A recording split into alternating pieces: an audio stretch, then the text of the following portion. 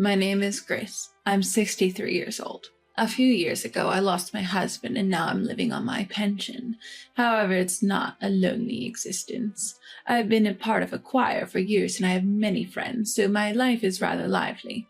After caring for my husband during his lengthy illness, people tell me I seem to have found a new lease on life now that I'm no longer burdened with that responsibility. I loved my husband dearly and I would have preferred to have him by my side forever.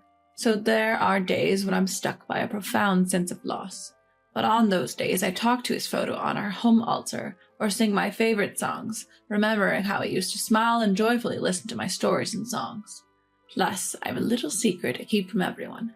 My husband left not just our home, but a substantial amount of money as well. I usually get by just fine on my pension, so I don't worry about it much, but knowing I have a nest egg for emergencies provides a certain sense of relief. I was thinking I would continue to live this free and easy life, but then my son and his wife, who had been stationed overseas, contacted me to say they were returning to the US. And what's more, they wanted to live with me after the return. I was delighted at the thought of seeing them face to face rather than just through video calls, and I looked forward to seeing my grandchildren. But there's one thing that has me worried. It was about my daughter-in-law, Mary. On the surface, she seems amiable and efficient, but I have an inexplicable aversion towards her. It feels like she's two-faced, or sometimes she scares me. But when I listen to friends talk badly about my daughter-in-law, I start to think that my feelings towards her stem from the jealousy I feel about her taking my son. Could it be generational prejudice? With a mixture of complex emotions and with the date of our reunion drawing closer, I reluctantly agreed to live with my son and his wife. I could not have imagined what was to come. It's been a while, mother-in-law. Please feel free to ask me anything. I'm planning to take care of you. Excuse me? As she spoke with a smile, I was taken aback. I didn't intend to be a burden to anyone. Oh, more than that, her saying she'll look after me feels condescending. At that time, I just thought, she doesn't know how to speak properly. But when we started living together, I realized my unease was well-founded. Mary acts very caring in front of others, but when it comes to something as simple as laundry, she behaves oddly.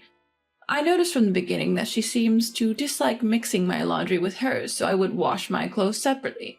But I never imagined she would rewash the entire load just because one kitchen towel of mine was mixed in. As she grumbled and put the freshly washed laundry back into the machine, the item she held with such disdain was my kitchen towel. She tossed it aside like it was dirty and exclaimed, "It's going to smell like old woman. This is ridiculous." Another time when Mary wasn't around, I took in everyone's laundry after a brief rain shower. Despite them being almost dry, she rewashed them. "The germs will spread." Tisk tisk, her tongue clicking seemed to be her real nature. I didn't expect a thank you, but this was beyond anything I had imagined. "Do I smell bad by any chance?" I asked my friends, even used a smell detector. My friends laughed it off, and the detector showed much lower values than the standards. Gross, don't put your shoes in my shoebox, it's filthy! One day, Mary was removing my shoes from the shoebox with a pair of cleaning tongs. I didn't remember putting them in there, so my son must have thoughtfully done it for me. The heartwarming gesture from my son only fueled my anger at Mary's actions. "Please stop treating my shoes like they're filthy."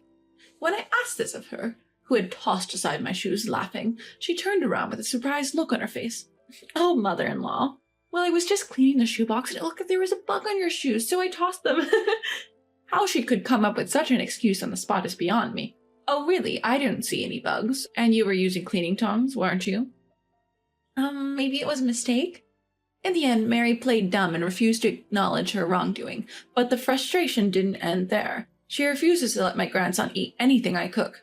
No matter how hard I try to cook something nice, she rejects it with a smile. "You enjoy it yourself," and never touches it. Not only that, she interferes when my grandson tries to eat my food, always finding a reason to stop him. She freely uses the ingredients I buy without a word, always messing up my plans. She takes the ingredients but refuses the food. It seems she wants to exclude anything I have a hand in. In the end, the only person who enjoys my cooking is my gentle son. I'm sure he would listen if I talked to him about these issues and asked Mary to be more considerate. He's very much like his father, and I can rely on him. But I feel guilty bothering my son who works hard from early morning till late at night with such issues. I'd rather he relaxes when he gets home than be bothered by such things. For now, it seems that Mary has no intention of interfering with my son eating my cooking. Even if it's just my son, if he's happy to eat my cooking, I have to tell myself that's good enough. But, don't you dare eat anything your grandmother has made. Hidden from me, Mary was scolding our grandchild. If you eat that stuff, you'll get sick, remember? Can't you hear me? Don't even think about eating grandmother's germ-ridden meals. I always tell you, don't I? Stop berating the child for such unreasonable reasons. It's cruel. I had reached the end of my patience. I tell my teary-eyed grandchild to go outside and play and turn to confront Mary. You always tell him not to eat my food, don't you? My mother-in-law, did you hear something? Mary casually throws out the question. I heard it loud and clear. Eating my food makes you sick? What do you mean by that stuff? We use the same ingredients from the refrigerator and the same seasonings in the kitchen. It's impossible that it could be harmful. But Mary just giggles. I've been tolerating the old woman's antics till now, but perhaps it's time I threw in the towel. It's heartbreaking how you can't understand how much I'm holding back. Despite trying to keep up appearances till now, it seems she no longer cares about showing her true natures. Mary crosses her arms, sniffs, and humps. You're an old woman, nearing the end. You should just stay in your room or something and keep quiet. You're so full of energy, always out and about, cooking even when not asked, so selfish, and hoarding your property like a miser.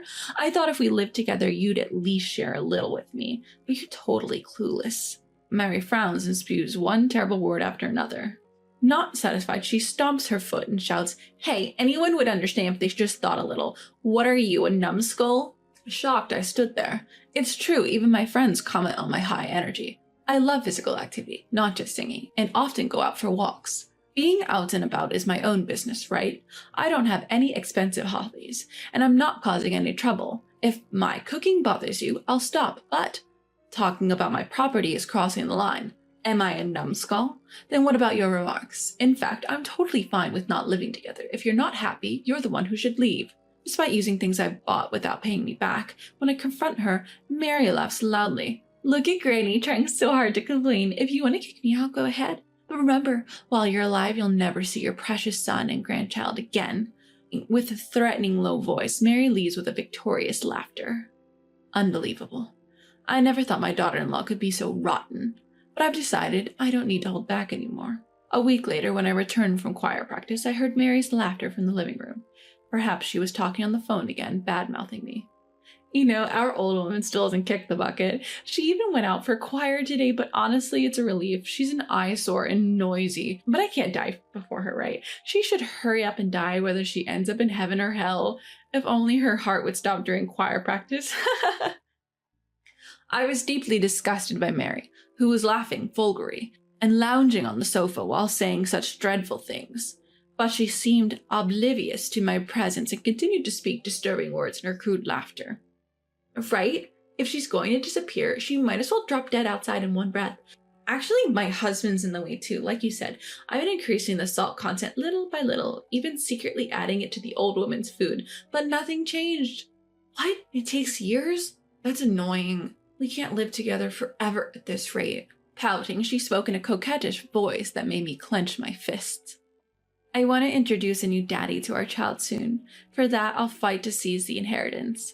This was unthinkable. Not only does she see me as an obstacle, this wicked woman was betraying her own husband. I stood beside my lounging daughter-in-law and shouted, Get out now! What are you? Startled, Mary tumbled off the sofa, appearing to hit something. So you're back, huh? Attempting to gloss over the situation, I reasserted my command to Mary, who was now forcing a laugh. Leave this place now. Just joking, mother-in-law, no way. Don't make me repeat myself. Stand up. At my command, Mary jumped to her feet. Of course she did. I was, after all, the former leader of a renowned choir group. I'd been holding back, practicing my vocal exercises at the riverbank, during my walks and completely abstaining at home due to living with my son and wife. It wasn't unreasonable for her to be surprised, but I won't lose to anyone when it comes to lung capacity. Attention!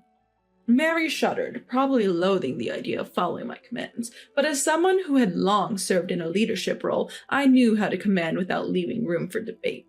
Exit! Eek! Wide-eyed, Mary, clutching only her smartphone, hastily put on her shoes and bolted out the entrance.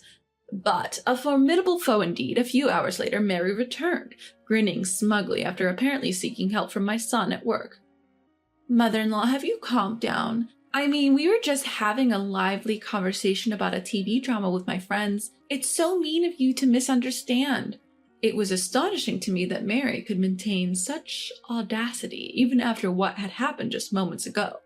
However, I couldn't revoke what I'd already declared. I responded icily, "What do you want? I haven't departed for heaven yet, so it's pointless to come and check." No, mother-in-law, that's terrible, such a joke. No, Mary, I understand your true intentions very well. I had a vague idea, but thank you for spelling it out for me. Even with my old spinning head, I understood perfectly. Then, Mary, frustrated by my cold demeanor, started to say, "I told you it's a misunderstanding." I gave Mary a sweet smile in response. "You mean this, that you shared with my son?" What I revealed was a video of Mary on a call a few hours earlier. The audio was perfectly recorded. In Choir, we regularly record videos, share them among the members, and discuss improvements. Even beyond the age of 60, such operations are a cinch for me. Mary likely thought an old lady like me couldn't possibly do something like this. Seeing Mary flustered and opening and closing her mouth like a fish, I pounced without mercy. "You moved in with us, not just spreading bad rumors about the house owner, but planning to ostracize me, plus trying to harm my health by oversalting my meals. I knew something was off, but it was your doing, wasn't it?" "What? No, that's shame on you!" I shouted at the top of my lungs for the second time that day. "What?" My son silently handed a divorce paper to Mary, who was now slumped down. My son, usually calm and gentle, becomes silent when he's angry, and that usually indicates an irreversible situation. Before the divorce papers written neatly in his handwriting, Mary began to tremble. "No, listen, it's all a misunderstanding, right? I even followed you abroad, and I'm living together with you, right? We have a child, too. Isn't this too much? Hey, listen." Mary desperately clung to my son, but he silently shook off her hand with a heavy sigh, retreated back into his room. Mary, who had nowhere to go, sagged in disappointment. If I left her alone, she would probably freeze up like a rock. To Mary, I said, "It's not like my son was oblivious either. He'd been investigating why his overseas assignment was abruptly shortened and his appraisal downgraded." "What?" Ignoring the strange noise from Mary, I continued my story. "So you called your affair partner all the way overseas, and you even started commotion at the hotel you were staying at. The head of our business partner saw through it and misunderstood that you were fooling around with men. With his son's approval, it's no surprise you were removed from your position." Mary couldn't refute, as it seemed she remembered something. "That misunderstanding has finally been cleared up. It seems there's talk of you getting assigned overseas again. Do you understand? Even without our disagreements, it was already over between you and him. And no matter how kind he is, he wouldn't want to keep someone around who wishes he would disappear quickly. Here, pen and ink." I cut her off sharply and urged Mary to hurry up. Several weeks later, after the divorce proceedings and claims for damages were completed and things had settled down, Mary outrageously showed up at our house in broad daylight. She's really an unrepentant person. "Return my child!" Seeing Mary yelling with a loudspeaker in front of my gate, I felt dizzy. "Everyone, this mother-in-law here falsely accused me of things I didn't do and drove me, the daughter-in-law, out, even took away my son." The yowl of the neighborhood stray cat Miko can be heard along with the loud noise. As Mary continues her crying act, people passing by give her a wry smile. "At least please return my son. I painfully gave birth to him." Just as my son had taken my grandson out to the zoo for a change of scenery, to prevent my grandson from being upset, I stood up to silence Mary. "What do you think you're doing? Please go home. You're a nuisance." If an outsider saw this, I would probably look like the perpetrator, but I don't care. "Oh, mother-in-law, please stop. I can't live without my husband and son." "Your pathetic performance is quite a sight, all for naught, you know," I told her with a smile, and Mary suddenly fell silent. "Oh, is that so? Say something like that, you know. You'll need care eventually. I recommend trying to win me over while you can." Where does that confidence come from? I, the ever-changing one, don't understand. When I shouted back, I thought Mary would lose her patience and get angry, but instead she mimics crying. "You're so mean, mother-in-law." Like the crying woman in a movie, Mary dramatically yells, making me sigh. "Right, I did do something terrible to you. I'm sorry." As soon as I said that, Mary abruptly stopped crying and smiled smugly. "You finally understand. You have to cherish me." "Sure, I really do feel bad. I meant to only share it with my son, but I accidentally, out of habit, sent the video to my choir friends too. I don't think you know, but our choir is large, and we have many members in the area.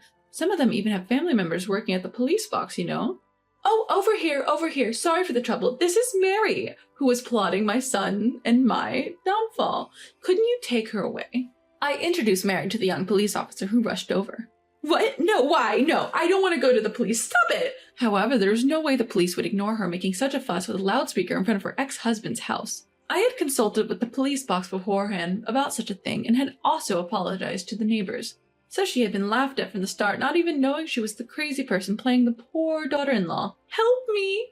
Mary continued her odd little play until the end, but I didn't receive any bad words from my caring neighbors and those who were concerned about my grandson. On the contrary, after my husband passed away, I was able to talk to some people who had become somewhat distant, and I was delighted with the unexpected gain. Afterward, Mary, who ended up penniless instead of inheriting anything, seemed to have been dumped by her lover and was seen loitering around our area a few times. However, she couldn't bear being laughed at and has stopped coming recently.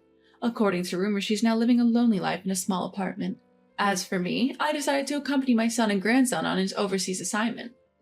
I considered selling the house, but I want to have enjoyable conversations again with the neighbors I've grown fond of, so I'm renting it out. And my grandson seemed to have been afraid of Mary, who was easily irritable like a wicked witch when the two of them were together, and surprisingly, he easily accepted a life without Mary. I want my son to find a kind wife soon, so I felt reluctant to be with them as I might be an obstacle to a new encounter. But since my son and grandson rely on me, it seems that our days of gathering around a delicious table as a trio will continue for a while.